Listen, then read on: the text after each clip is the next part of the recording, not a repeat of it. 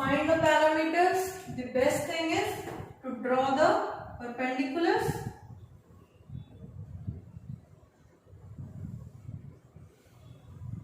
We get the P1, P2, P3 and P4. Similarly, this is my V1, this is my V2, this is my V3 and this is my V4. Is it clear? Now, since A to B was an isothermal expansion, so this is T1, this is T1. C to D is again isothermal, so this is T2 and this point D is also T2. These are my parameters. I hope it is clear to you. Now, what we need to find is the amount of work done in the complete cycle itself, but we need to find it step by step. So, we'll go covering only one process at a time. So, let's start. In the first case, isothermal expansion, I'll write the case 1, and from the previous lecture of PV diagram importance, we know that work done is PdV.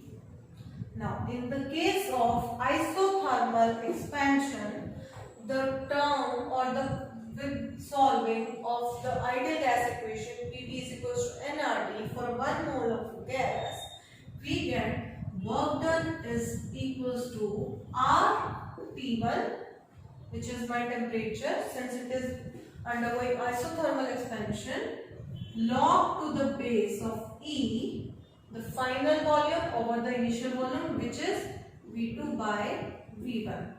V2 final volume over V1, T1 remaining constant, R remaining constant. So this is my work done during the first process. Right? Similarly, when a gas is undergoing adiabatic expansion, in case of adiabatic expansion, B to C, my temperature is changing from T1 to T2, T1 being the higher temperature, and during the adiabatic expansion, we know PV raised to power gamma is constant. We say the work done will be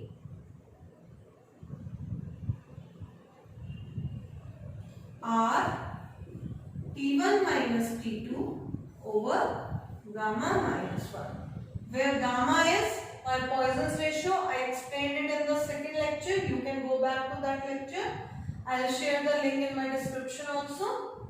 So this will be my work done during the second process. Now again C to D, this is our third process, which is again my isothermal. So my work done will again be of the form of R, temperature being T2 this time, log to the base E, V4 by V3, final volume over initial volume, right? But this time, since the gas is contracting, we will say negative. And the fourth process, which is again adiabatic, PV raised to power gamma constant, and my temperature changing from T1 to T2, my work will be R T1 minus T2 over gamma minus 1 and negative. Negative here denotes that the work is being done on the working substance. That is why negative sign is very important. Right? Now we have the work done during all the 4 cycle process. To find the complete work done during one complete cycle, we need to add all 4 of them. So let me rub this.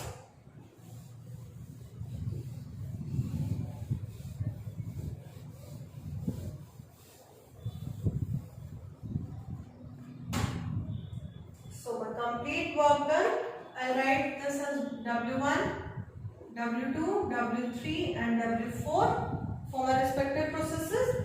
My total work done, W will be W1 plus W2 plus W3 plus W4.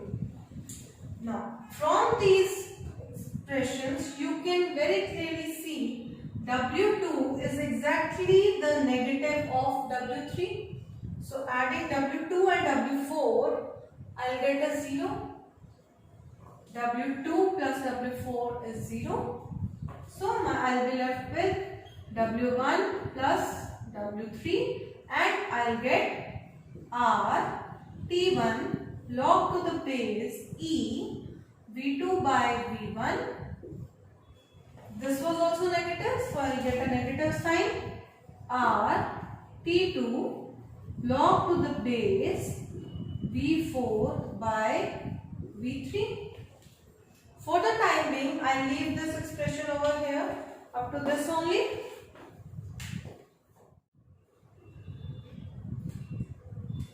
Now, the first process was adiabatic expansion. Heat energy was absorbed from the source. So, I'll say heat absorbed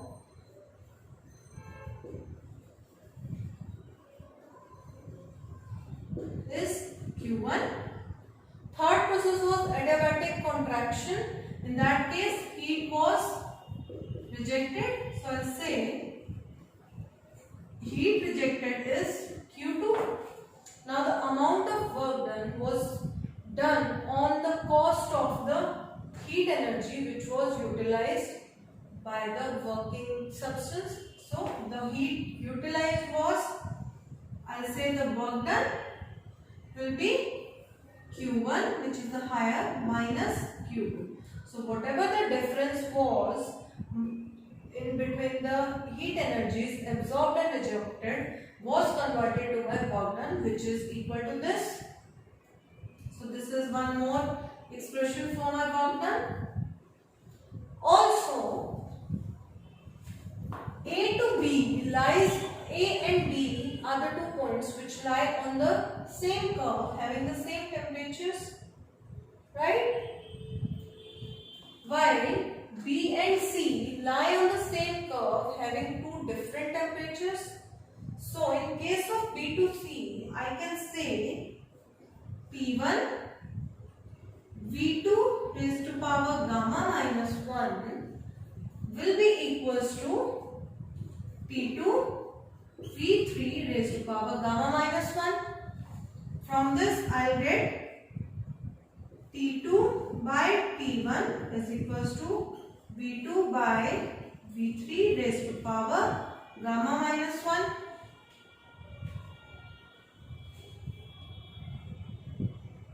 Right? Similarly, A and D also lie on the same curve. So, the same case, I'll write this as 1. For A and D, I'll get T1 V1 raised to power gamma minus 1 is equals to T2 and V4 raised to power gamma minus 1.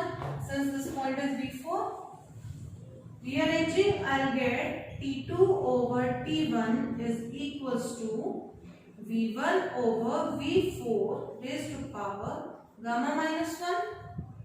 Right? I'll name this as 2. Now, from this, is this clear now? I can drop this part.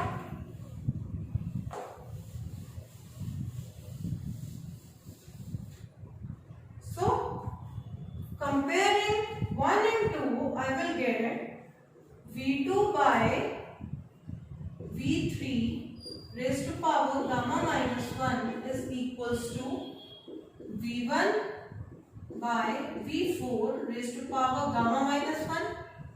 The powers get cancelled. Rearranging, I'll get I'll get V2 by V1 is equals to V3 by V4. So, this is my third result which I'll be substituting here. Now, you can see in the first case is V2 by V1 which is equals to V3 by V4 which is V3 by V4. So, in this case, putting back the values of expression 3 in this expression, I can take R common and log to the base E V2 by V1 into T1 minus T2. So this will be my expression for the complete work done by the gas or working substance during one Carnot heat cycle, and this is also equals to the work done in terms of heat energy, which is Q1 minus Q2. So this is my end result. We are done with Carnot heat engine. What is it? What is its efficiency? Now coming to its efficiency. Now efficiency, with the term efficiency of a Carnot heat engine, we mean that what is the amount of work done, or what is the maximum amount of work done at the cost of the minimum heat exchange. That will tell me the efficiency of my heat engine. So I'll say the efficiency is basically the amount of work done over the amount of heat energy absorbed. I'll say Q1. So, but 10-15 minutes और. So I can substitute the value Q1 minus Q2 here. My efficiency will become Q1 minus Q2 whole divided by Q1. Another expression will be 1 minus Q2 by Q1. So this is my expression number 1 for my efficiency of Carnot heat engine. Right? Second expression can be efficiency work done over original temperature T1, or the original amount of work done which was during the isothermal expansion. So I'll write the final work done R log to the base E V2 by V1 T1 minus T2, and the work done during the first expression was RT1 log to the base E V2 by V1. R gets cancelled, log term gets cancelled, so I am left with efficiency is T1 minus T2 whole divided by T1, and I will get efficiency is equals to 1 minus T2 by T1, which is my second expression for the efficiency of Carnot heat engine.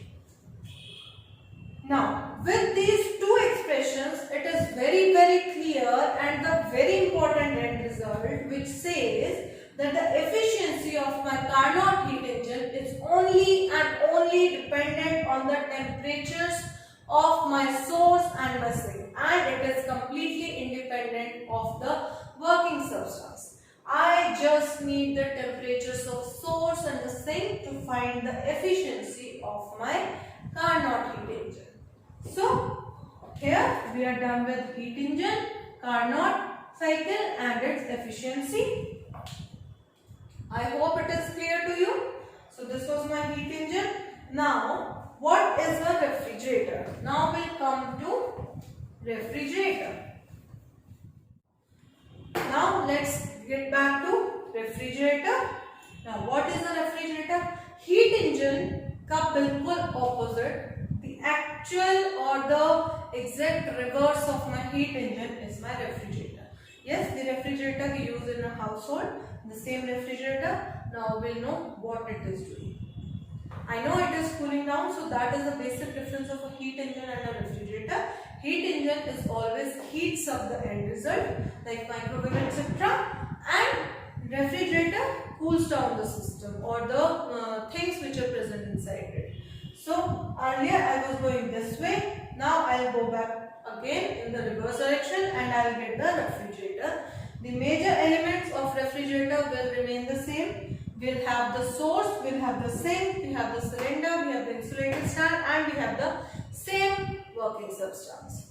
The only difference is, earlier my working substance was absorbing heat from the source which was at a higher temperature and was rejecting the excess heat energy to the sink which was at the lower temperature.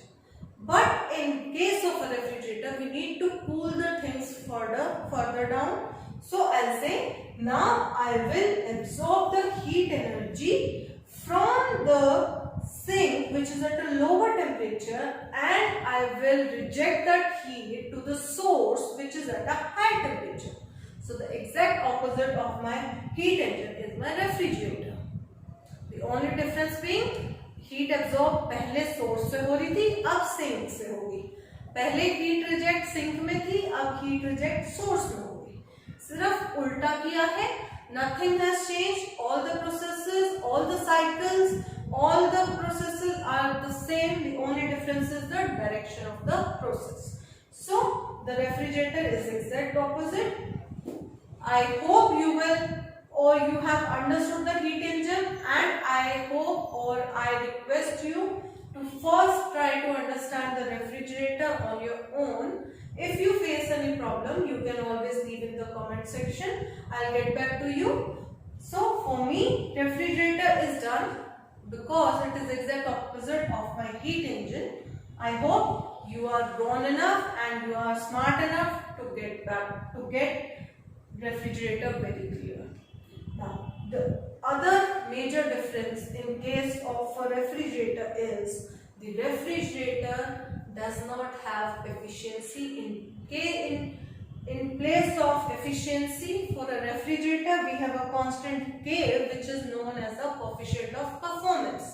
Right? So, what is the coefficient of performance?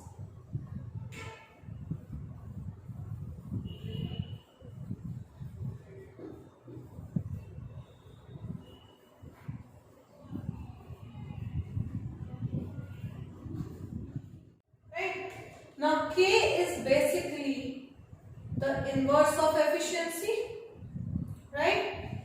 Efficiency was work done over the source heat energy. Coefficient of performance will be the inverse of this. So K will be the initial or the source heat energy over the work done. Work done is Q1 minus Q2. Q1 over Q1 minus Q2. Right? In terms of temperature, it was efficiency was T1 minus T2 over T1. So K will be T1 over T1 minus T2. The work or the specifications which efficiency and the coefficient of performance are giving are basically the same, which tells how efficient is my system, how efficient is my engine. So just the names are opposite and they are inverse of each other. One other important thing is efficiency was 1 minus T2 by T1 or 1 minus Q2 by Q1.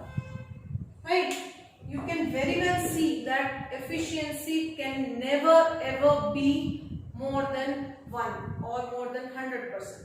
The maximum attainable in the most ideal conditions is 100%, otherwise it is always less than 1. So I'll say efficiency is always 1. Right? So this is one major conclusion of efficiency of heat engine. But in case of the coefficient of performance, suppose I have a system. Right, I'll write it here.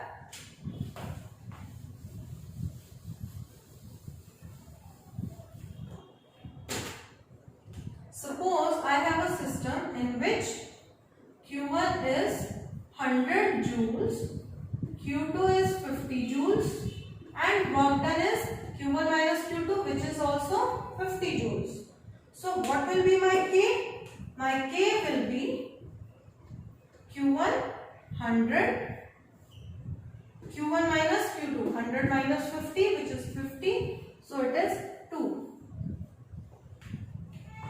This coefficient of performance can be very much high, or can be more than 1 and can be more than 100%.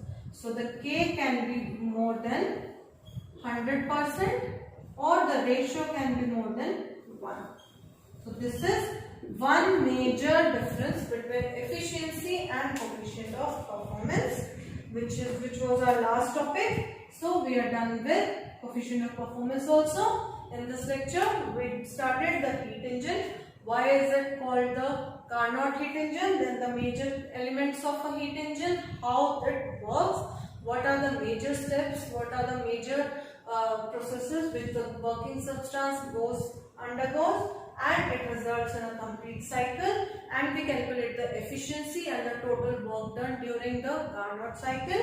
And after that we did the refrigerator, which was the exact opposite of my heat engine. And for the heat engine we had efficiency, while for refrigerator we had coefficient of performance, which was just inverse of one another, but the result was that efficiency can never be more than 1 and K is always more than 1. So this was all for today.